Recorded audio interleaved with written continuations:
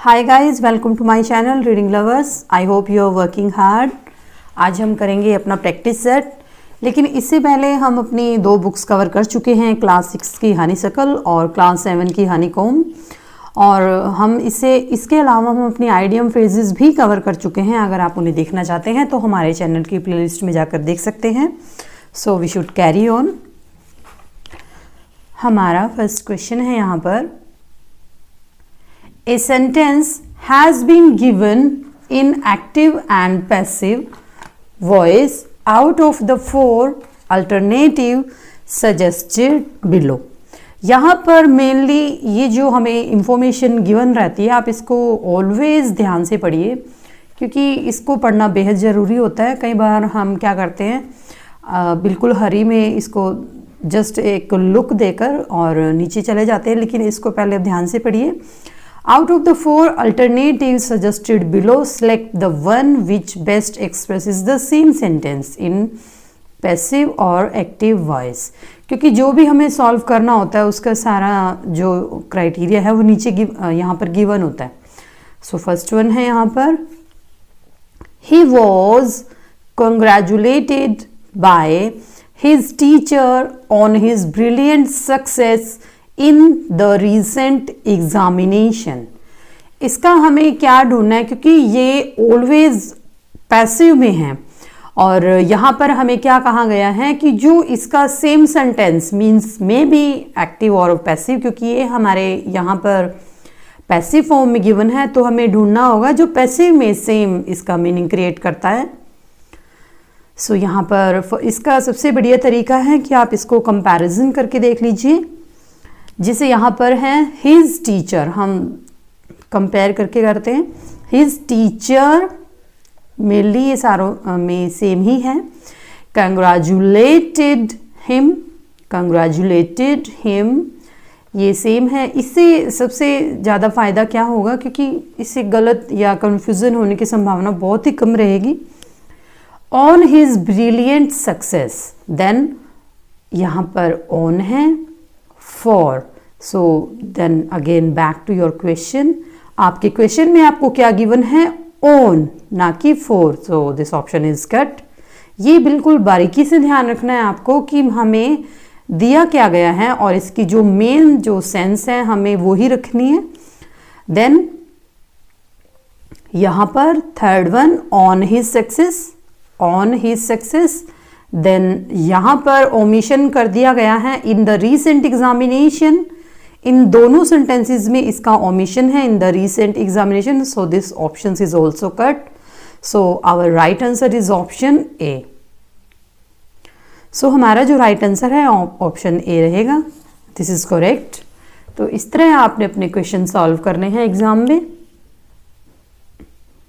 Then second one, इसमें थोड़ा सा टाइम लगता है, लेकिन थोड़ा सा इसको बारीकी से कर लीजिए, क्वेश्चन बिल्कुल करेक्ट जाएगा। People speak English all over the world, यानी सारे जहान में लोग अंग्रेजी बोलते हैं। देन ये किस, आप ये देख लीजिए कि किस फॉर्म में ये गिवन है। ये एक्टिव फॉर्म में है, पहले वाला पैसिव में था। Then answers English.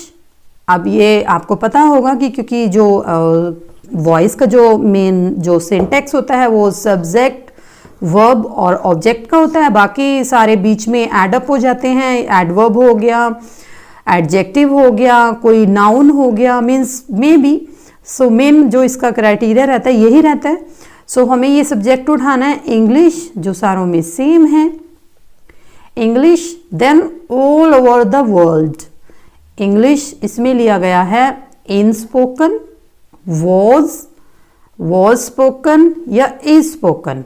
सो इसमें देख लीजिए यहाँ पर वर्ब की ये फर्स्ट फॉर्म है, और जब वर्ब की फर्स्ट फॉर्म रहती है तो वो किस में चेंज होता है, मेनली उसमें अगर नीड है तो हम is का यूज करते हैं, अगर नहीं है तो नहीं करते हैं। सो ये बनेगा इंग्लिश, दिस इज। सो ये इन नहीं है यहाँ पर, दिस इज ये एस है। So English is. सो यहाँ पर वाज ये पास्ट में नहीं है, दिस इज कैट। यहाँ पर भी was given है, so we have only 2 options. यहाँ पर देख लीजिए. Then we have A और D option. English is spoken all over the world or by people. बस यहाँ पर सिर्फ डिफरेंस आ गया है क्योंकि इन्होंने इसकी कॉमन सेंस को चेंज कर दिया है, अदरवाइज ये शुरू से सेम ही रह रहा था. तो यहाँ पर जो मेन इसका राइट आंसर है option A. Then next one, third, who gave you permission to enter, means किसने तुम्हें यहाँ पर अंदर आने दिया. सो इसमें देख लेते हैं जो WH फैमिली के जो वर्ड होते हैं वो जैसे हु है ये बाय होम में चेंज होता है, जो हमें गिवन है, दिया गया है. पहले तो आप देख लीजिए कि ये किस सेंस में इसको ये चेंज, ये जो सेंटेंस है ये किस सेंस में दिया गया है. This is in active voice. Who gave, this is the second form of the verb. आप ये जरूर ध्यान करिए कि हमें दिया क्या गया है. सबसे पहले WH फैमिली, देन वर्ब की form, then subject, then other. So इसको चेंज करते हैं. बाय होम, क्योंकि बाय होम शुरू में ही रहेगा, ये किधर नहीं जाता है, ये अपना प्लेस चेंज नहीं करता है. सो बाय होम, देन उसके बाद है गेव. सो गेव जो है वो वर्ब की सेकंड फॉर्म है. सो इसको चेंज करेंगे हम तो ये आ जाएगा, क्योंकि यहाँ पर बाय होम यू हमारा जो सब्जेक्ट है वो प्लूरल फॉर्म में है. तो इसमें जब जो सब्जेक्ट प्लूरल फॉर्म में होगा तो उसमें वर का यूज होगा, यानी जो सिंगुलर होता है उसमें वॉज का यूज होता है, ठीक है, और जो प्लूरल होता है उसमें वर का यूज होगा. तो इसमें देख लीजिए इसके एकदम बाद हमें हेल्पिंग वर्ब का यूज करना है. सो बाय होम वर, इसमें वॉज यूज कर दिया, दिस ऑप्शन इज कट. यहाँ पर इन्होंने ओमिशन कर दिया है, यू को पहले यहाँ पर लिख दिया है, सो ये रॉन्ग हो गया है. यहाँ पर आना था ये वर. देन डी को भी देख लेते हैं, by whom given you, so ये भी कट हो गया है. सो हमारा जो राइट आंसर है ऑप्शन ए रहेगा. फिर भी हम पूरा कंसिडर कर लेते हैं. By whom were you, then verb you के साथ यू गिवन, ऑलवेज वर्ब की थर्ड फॉर्म रहेगी इसमें, give, gave, given, given permission to enter. बिल्कुल सेम रहना चाहिए, जो आपको पूछा गया है आपके आंसर में भी वो सेम रहना चाहिए. सो हमारा राइट आंसर है option A. Then third, the principal has granted, this is has plus verb की third form, him a scholarship. ये जो आपका वॉइस है ये डबल ऑब्जेक्ट वाला है. यहाँ पर एक ये है और एक ये है, ए स्कॉलरशिप. आप इसको दोनों तरह से भी उठा सकते हैं. आप ए स्कॉलरशिप से भी इसको बना सकते हैं और हिम से भी बना सकते हैं, लेकिन थोड़ा सा इसका सेंस चेंज हो जाता है. तो इसको देख लेते हैं. फर्स्ट वन, अब इन्होंने इसमें दोनों ऑप्शंस हमें गिवन हैं, तो देख लेते हैं. ए स्कॉलरशिप, हम सबसे पहले ए स्कॉलरशिप वाला देख लेते हैं. A scholarship has granted to him by the principal. अब इसको देख लीजिए, ए स्कॉलरशिप हैज ग्रांटेड, क्योंकि हैज के साथ ऑलवेज बीन का यूज होता है, तो ये रॉन्ग है, दिस इज रॉन्ग. देन ये ही से उठाया है, ए स्कॉलरशिप वाला ये भी देख लेते हैं. ए स्कॉलरशिप, यहां पर वाज यूज कर दिया है, इन्होंने बेसिक मीन्स को चेंज कर दिया है, this option is cut. Then now we have left 2 option. तो यहां पर इन्होंने ही वाला ये सेकेंड ऑब्जेक्ट उठाया है, तो इसको देख लेते हैं. He has been, he has granted, yes here we have the correct, क्योंकि हैज के साथ बीन प्लस वर्ब की third form. He has been granted a scholarship by the principal. So this is the right answer. Then fifth, before festivals, the shops are thronged with men, women and children making various purchases. So इसमें देख लेते हैं, ये किस sense में given है यहाँ पर? This is in active, so during festivals, so यहां से इन्होंने उठाया है ये।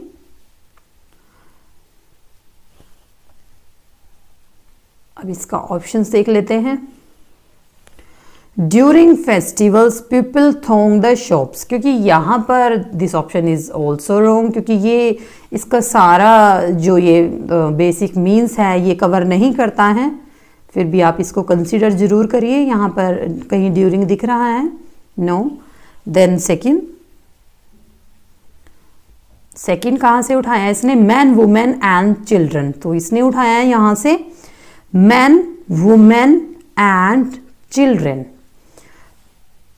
Thronged, this is in passive voice, this is the verb की थर्ड फॉर्म, ये पैसिव में है तो हमें इसको एक्टिव में चेंज करना पड़ेगा।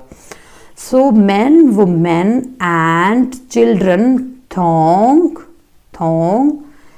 फिर the shops before, this is, ये देख लीजिए, before festivals making various purchases, तो इसको आप देख लीजिए, मैच कर लीजिए, सेम ही है। सो ये सारा कवर कर रहा है। Then next, man, women and children make purchases during festivals, ये भी कट है ऑप्शन, ये कवर नहीं करता है। And option D, the shops are thronged, ये तो स्पेलिंग ही इसने रॉन्ग कर दी है, बदल दी है। सो this option is also cut. तो इस तरह आपको कंसीडर करके पूरा ऑप्शन देखना है कि हमें किस में क्या दिया है। So our right answer is option B. Then next, out of the 4 alternatives choose the one which can be substituted for the given word sentences। अब हमें यहाँ पर वर्ड गिवन है, हमें क्या बताना है? हमारे पास अल्टरनेटिव गिवन है, हमें एक चूज करना है कि जो इसका बेस्ट मीनिंग रहेगा, मीन्स जो इसकी ये कह लीजिए कि इसका अर्थ बताएगा in Hindi. Then succession of rulers belonging to one family, yes, कि एक ही फैमिली से संबंधित जो उत्तराधिकारी, सक्सेशन मीन्स जो उत्तराधिकारी होते हैं तो उसको क्या बोलते हैं? डायनेस्टी, लीनेज, एंसेस्ट्री या प्रोगेनी। सो उसको कहा जाता है डायनेस्टी, क्योंकि डायनेस्टी क्या होती है, उसमें एक इस तरह से जैसे फादर हो गया, दिस इज फादर, उसी का सन, फिर उसी का सन, मीन्स एक इस तरह से एक ट्री बनता चला जाता है सिंगल वे में। सो दिस इज डायनेस्टी। डायनेस्टी जिसको किंगडम कहा जाता है। और जो लीनेज होती हैं वो होती हैं जैसे अलग अलग, जैसे एक किंग ये हो गया, एक किंग ये हो गया, फिर इन दोनों को connection, that is lineage. Then 7th, to cut something into 2 pieces, किसी 2 भागों में काटना, दिस इज सेवर, श्योर या साव। सो इसका जो राइट आंसर है option B, that is saviour. So जो इसका राइट आंसर है ऑप्शन बी, सेवर। सेवर क्या होता है? जैसे किसी चीज को काट कर अलग कर देना। सेवर क्या होता है? गंभीर, गंभीर हो गया, दिस इज भ। एंड श्योर मीन्स जैसे ड्रेन होती है, नाला। और साव जैसे बीज बोना। Then next, flat metal of porcelain plate fixed on a wall as an ornament or memorial, means किसी एक मेटल की बनी हुई प्लेट जो किसी ऑर्नामेंट होते हैं, जैसे आभूषण हम गहने वगैरह पहनते हैं, और मेमोरियल होता है जैसे स्मारक किसी का यादगिरी। सो उसको क्या बोला जाता है? नेक्स्ट है इसमें टैबलॉइड। टैबलॉइड क्या होता है? एक छोटा अखबार, मीन्स ब्रीफ, पोस्टर, बोर्ड या प्लेक। सो राइट आंसर है हमारा ऑप्शन डी, प्लेक। नेक्स्ट है act of deceiving somebody in order to make money means धन कमाने के लिए किसी को चीट करना, धोखा देना. सो ऑप्शंस हैं फ्रॉड, रॉबरी, पिक पॉकेट या थेफ्ट. सो ये राइट आंसर है I think option A, fraud करना. Then next, a short poem और speech addressed to the spectators after the conclusion of a drama. This is related to literature क्योंकि उसी में ये होता है जब कोई ड्रामा खत्म हो रहा होता है और जो उसका नरेटर होता है वो अपने दर्शकों को एंडिंग बताता है, मे बी वो हैप्पी एंडिंग हो या सॉरो. प्रोलॉग, डायलॉग, एपिलॉग या monologue. So right answer is here epilogue. Prologue क्या होता है, जो नॉवल के शुरू में होता है. डायलॉग क्या होते हैं, जो बीच में बोले जाते हैं. मोनोलॉग क्या होता है, मोनोलॉग रॉबर्ट ब्राउनिंग के बहुत ही फेमस है ये जो संवाद है जिसमें राइटर अकेला बोलता है, मीन्स मन मन में बोलता है और ये सिर्फ उसके लिसनर्स को सुनते हैं. That is monologue, means we can say dramatic monologue. Then next 11 to 15. Here we have the following passage. Carefully and choose the best answer to each question out of the 4 alternatives. So we have a paragraph here, passage. We can see. So mainly इसको करने का सबसे बढ़िया तरीका ये है कि आप इसके 1-2 क्वेश्चन कंसीडर कर लीजिए कि इसमें जैसे क्या पूछा गया है. जैसे मेन क्वेश्चन है यहाँ पर, the main idea of the passage is. एक तो मेन आइडिया पूछा गया है.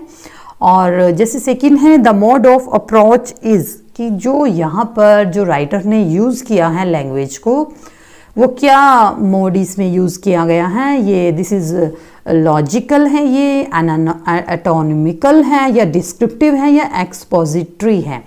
सो हम चलते हैं अपने पैसेज पर.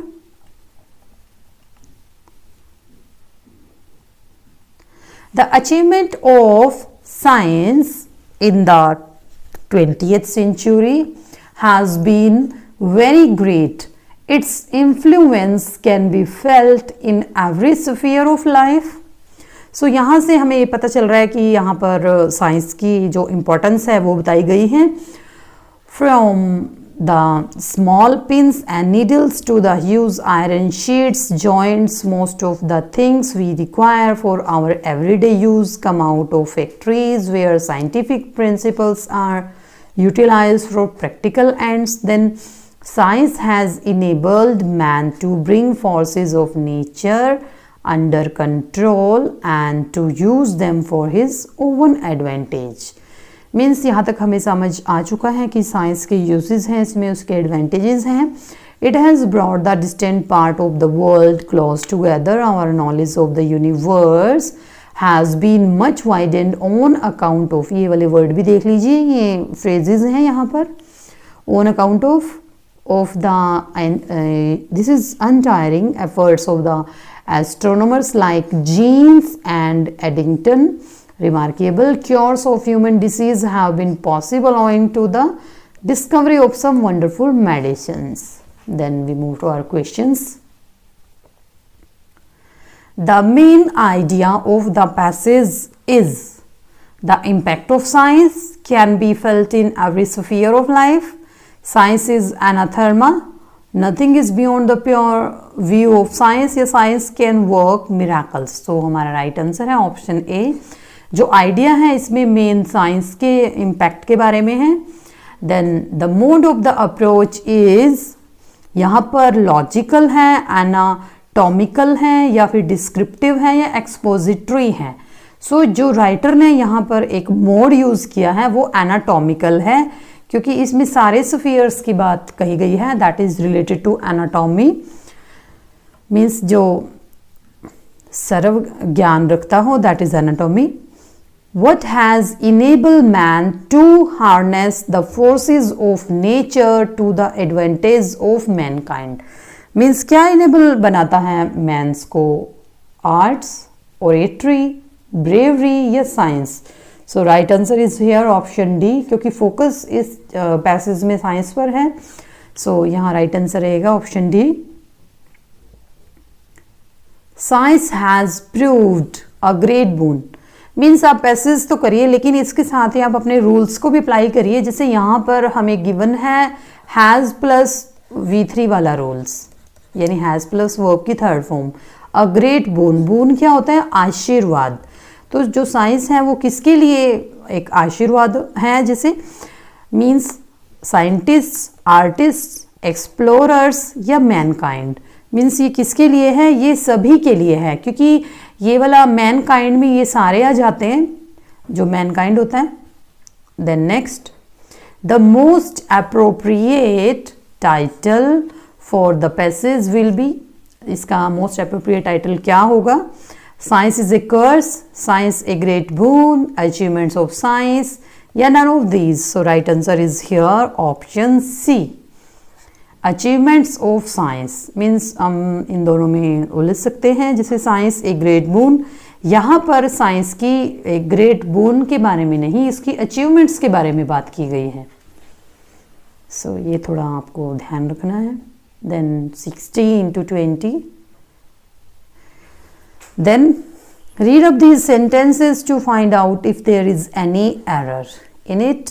If error, it will be one part of it. The number of that part is the answer. If there is no error, your answer is D, that is no error.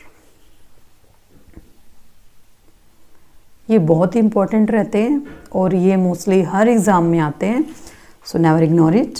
When shall we, इनको सबसे पहले करने से पहले आप लोग क्या करिए, जैसे आपको क्या करना है, मेनली इसमें हमें सिंटेक्स याद रखना है अपना सब्जेक्ट का, वर्ब का और देन ऑब्जेक्ट, और इसी के बीच में सारे अपने जैसे आपका एडवर्ब आ गया, एडजेक्टिव हो गया, मीन्स जितने भी जो इसके पार्ट्स हैं ग्रामर के वो आ जाते हैं। सो मेनली यही रहता है। सो इसमें देख लेते हैं, When shall we arrive to our destination? No error. So इसमें जो राइट आंसर रहेगा, when shall we arrive, यहाँ तक ये बिल्कुल करेक्ट है, to our destination. So इसमें to की नीड नहीं है, so हमारा जो राइट आंसर है यहाँ पर option C. Then next, so इसके आप सेंस भी बनाकर देख सकते हैं। जैसे when shall we arrive our destination, so there is no need to do here. Based on the newspaper reports we can conclude that many accidents caused by reckless driving. So right answer is here based on the newspaper reports, ये बिल्कुल सही है यहाँ तक। We can conclude that many accidents caused bye, सो यहाँ पर many की need नहीं है, ये इस तरह आ जाता, we can conclude that accidents caused by reckless driving. So right answer is here option C. So ये ध्यान रखना है, मैनी मोर कहाँ यूज होते हैं, जहाँ पर जैसे मैनी हो गया पर्सन्स, मैनी किसको डिनोट करता है? पर्सन्स को। और मोर जैसे मोर डिनोट करता है थिंग्स को, जैसे एक चीज़ दो या कोई भी जैसे चीज़ हो गई, थिंग्स हो गई। Then 18, females are not appointed in our college.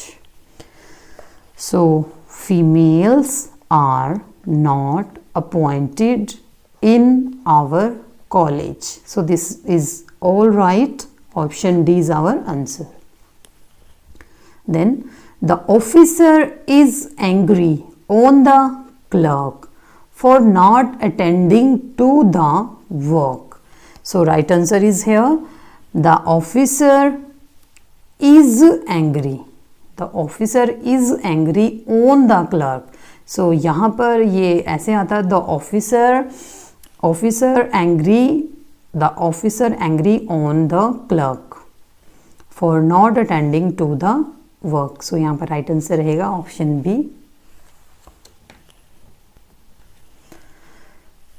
सो हमारा जो राइट आंसर है यहाँ पर ऑप्शन बी, क्योंकि एंग्री के साथ ऑलवेज ऑलवेज विद रहेगा, आप ये याद रखिए, इसके साथ ऑन नहीं आता है। Then next, no sooner I had spoken then he left. So right answer is here option B, no sooner then, क्योंकि नो सूनर के साथ नो सूनर आ गया जैसे, तो इसी के साथ ही देन का यूज होगा। सो यहाँ पर जो राइट आंसर है option B, I had spoken, no sooner then यहाँ पर आता। देन नेक्स्ट,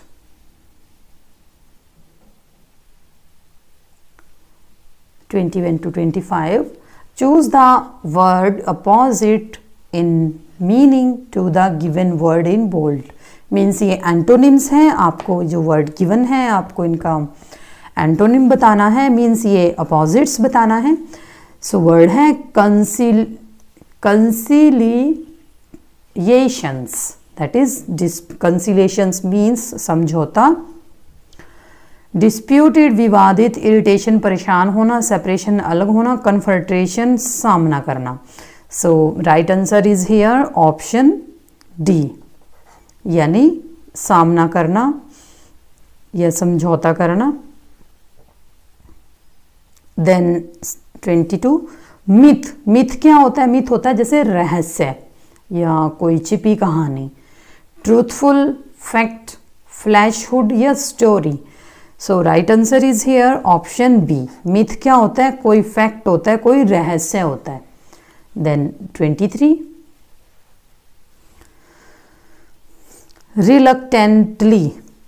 रिलक्टेंटली मीन्स अनिच्छा, बिना इच्छा के। प्लीजिंगली, खुशी होकर। विलिंगली, इच्छा से। सेटिस्फैक्टरली, संतुष्टि से। हैप्पीली, खुशी से। So right answer is here option B, इच्छा से, क्योंकि हमें इसका अपोजिट ढूंढना है, बाकी सारे सेम हैं इसके। देन नेक्स्ट है 24, म्यूटिलेट। सो म्यूटिलेट क्या होगा? म्यूटिलेट होता है जैसे किसी को पंगु बना देना, मीन्स इंस्ट्रक्ट, इंडक्ट, कंडक्ट या mend. So right answer is here option D, mend करना, बनाना। Then bemoan means rejoice, rejuvenate जैसे काया पलट कर देना। complain, cry। So right answer is here option A, rejoice, खुश होना। और bemoan क्या होता है? जैसे कोई मर जाता है, उसकी मृत्यु पर शोक व्यक्त करना। So that is mourning। Then 26 to 30। So यहाँ पर हमें गिवन है alternatives. Choose the one express the right meaning of the word given in the bold. Means these are synonyms. Splendour होता है जो शानदार होता है, मीन्स मैग्निफिशेंस वो भी शानदार होता है। एडमिरेशन प्रशंसनीय, हैप्पीनेस या ऑ। सो इसका जो सेम वर्ड है यहाँ पर वो है ऑप्शन ए, मैग्निफिशेंस भी है, शानदार।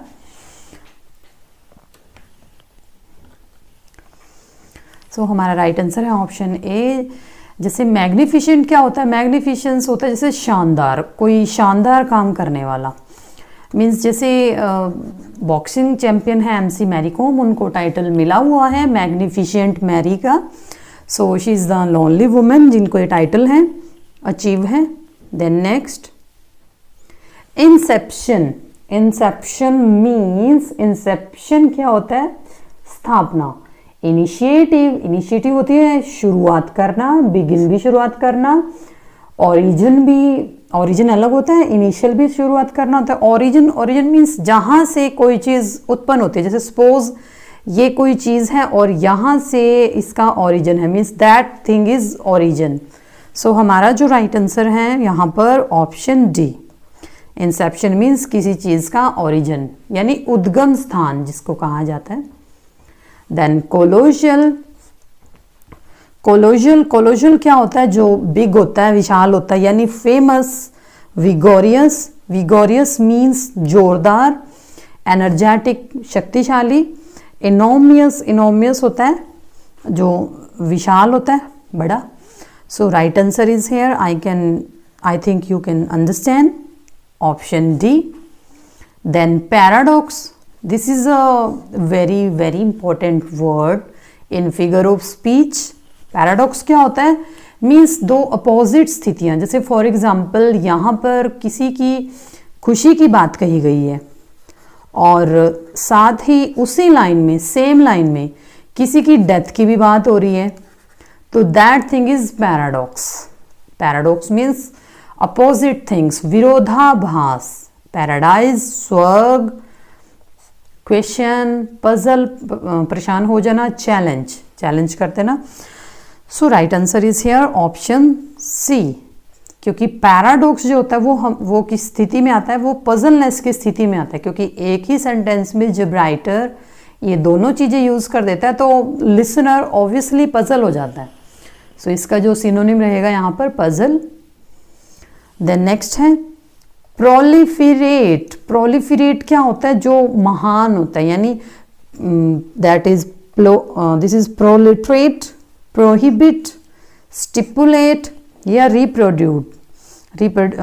स्टिपुलेट होता है निर्धारित करना. सो राइट आंसर है हमारा यहाँ पर ऑप्शन डी, यानी दोबारा से किसी चीज को बनाना. Then 31 to 35. This is very important part of English. This we have 4 options, and to the idiom and phrase is given in bold. Choose the alternatives which best express the meaning of the idiom and phrases. वैसे तो जो grammar है, language है English, इसको सीखने के लिए सारे ही इंपॉर्टेंट रहते हैं, लेकिन जो आइडियम एंड फ्रेजेस है, this is the soul of the English. इनको करना बहुत ज़रूरी होता है. फर्स्ट वन है the failure of crops in successive years put the farmer in a tight corner. So आप इसकी सेंस समझ लीजिए कि फेलियर ऑफ क्रॉप्स क्या होता है. क्रॉप्स होती है जैसे फसलें.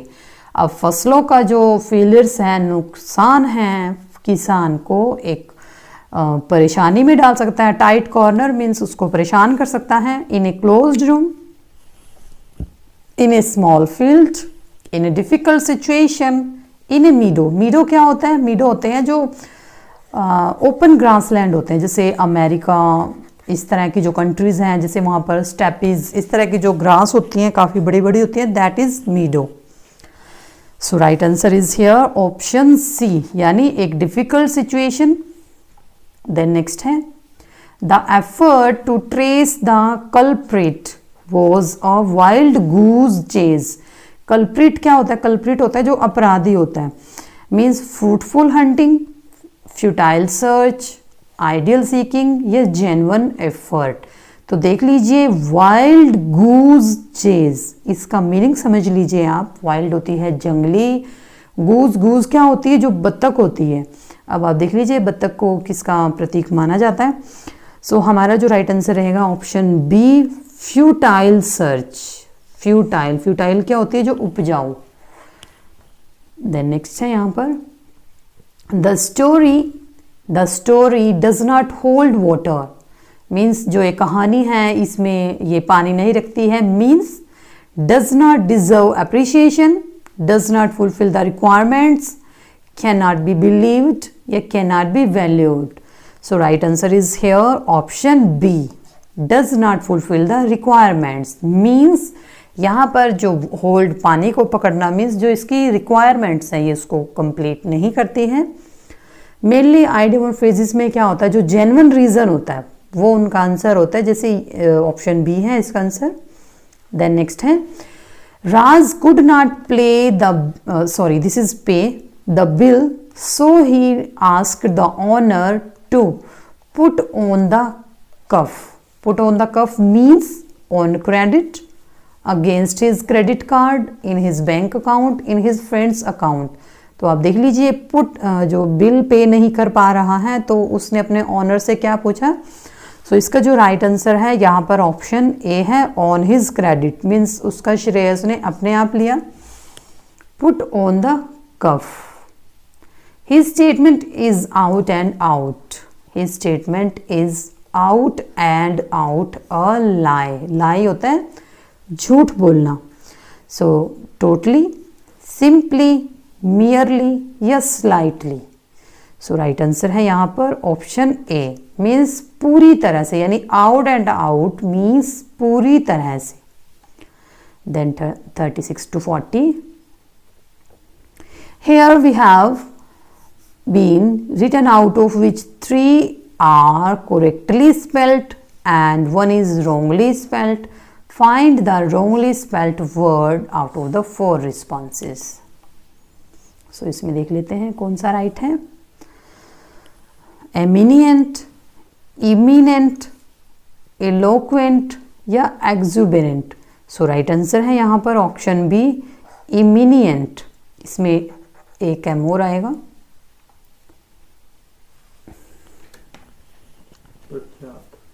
सो यहाँ पर आई थिंक यहाँ पर ई आएगा, नॉट एम. सो नेक्स्ट है टेलर, स्कल्पचर, डॉक्टर या फिटर. सो राइट आंसर है हमारा यहाँ पर option B, sculpture. Then this is a very simple. Mathematician, statisticians and that is dietitian and physician. Mainly इनको सही करने का तरीका क्या होता है, आप इनको राइट करके देख लीजिए. मैथमेटिशियन. सो हमारा जो राइट आंसर है ऑप्शन ए. देन नेक्स्ट है grotesque, grotesque, burlesque, picaresque and picaresque. This is a literary and very famous words. Burlesque. So right answer is here option D. Then next है indomitable, formidable, amicable या admirable. So right answer है option B. So next है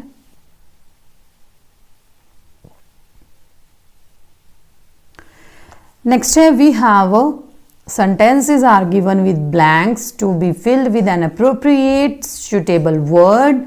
For alternatives are suggested to each questions. Choose the correct alternatives out of the 4.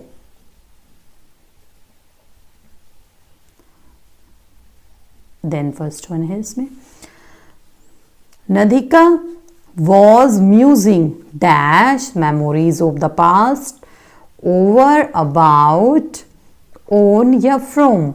सो जो नदिका है वो musing means वो याद कर रही थी मेमोरीज को. So right answer is here musing on. So our right answer is here option C. Then next है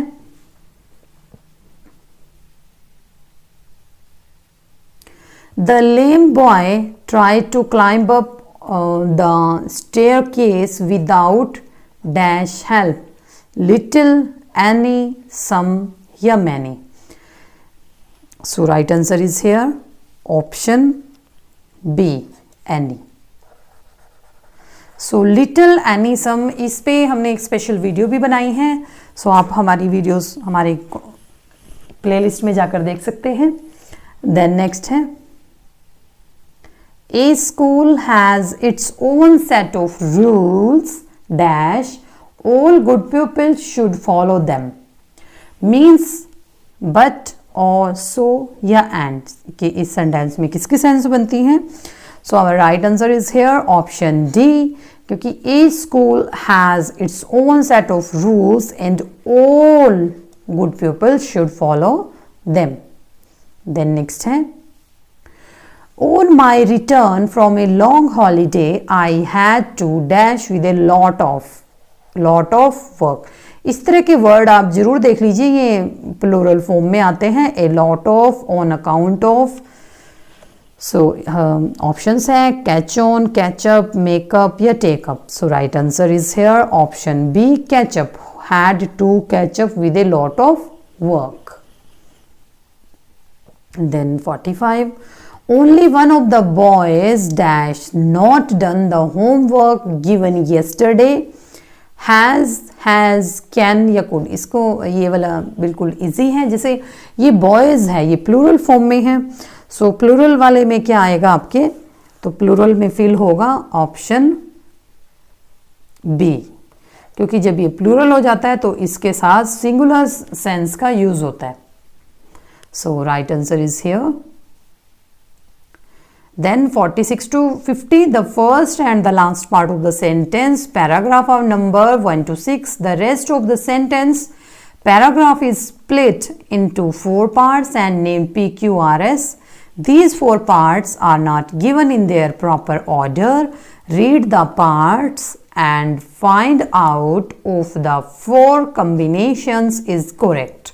Then find the correct answer. Then first one is here.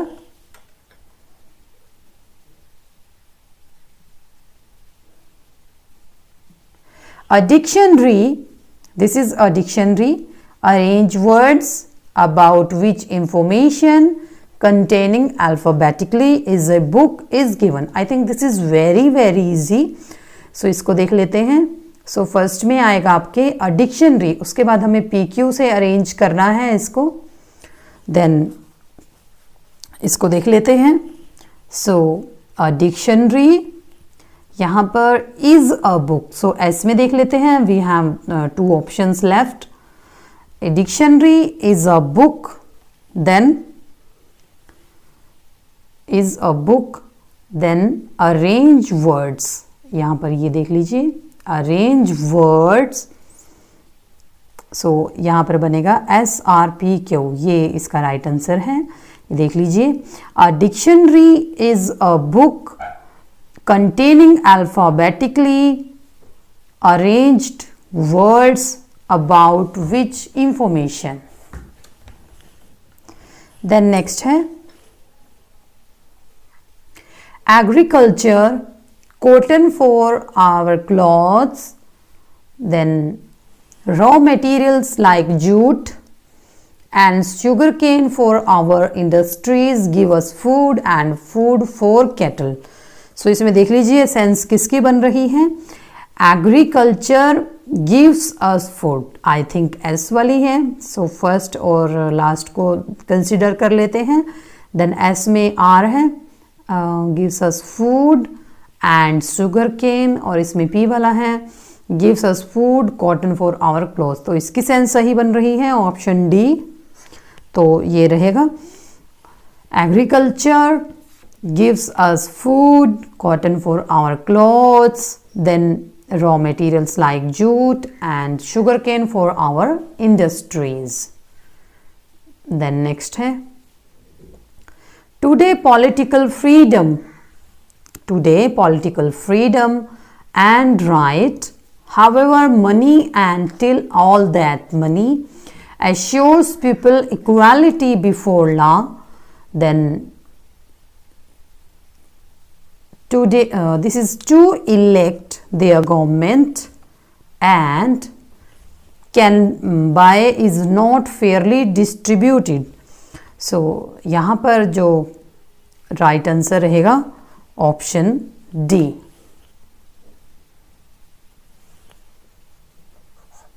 Next, by far the most logical step to relieve the housewife of routine which can be programmed to carry out standard operations is to provide a robot and when switched by the housewife. so इसमें देख लेते हैं हमारी sense क्या बनती है 49 का। so हमें ऑप्शंस क्या गिवन है, आर पी क्यू पी, इसको आप कंसीडर कर सकते हैं। सो हमारा जो राइट आंसर रहेगा यहाँ पर ऑप्शन बी रहेगा PSQR। Then next question, this is related to our history. During the region of emperor Tiberius called Phaedrus an Augustan storyteller translated Aesop's fables into Latin in ancient Rome and also added some tales of his own. So options है QRPS, तो हमारा जो right answer है यहाँ पर option सी है SQPR.